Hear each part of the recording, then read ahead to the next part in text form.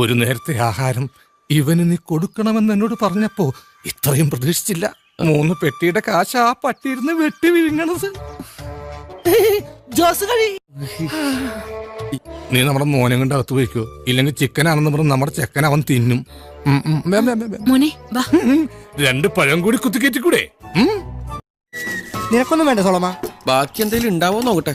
ഇപ്പൊ ഒരു ഗ്ലാസ് വെള്ളം മതി. അണ്ടിയേറുന്നു കപ്പലിന്റെ. ഇങ്ങനെ കപ്പലിന്റെ കയറ്റിക്കൊണ്ടിരുന്ന എണ്ണയും പിണ്ണാക്കും ഒരുപാട് പോവും.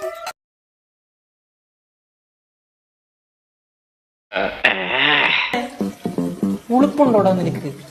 എടാ ഉള്ളവന്റെ വീട്ടിൽ പോയി തിന്നടാ. ഇവിടെ ഒന്നും ഇല്ലെന്ന് നിനക്ക് അറിയത്തില്ലേ?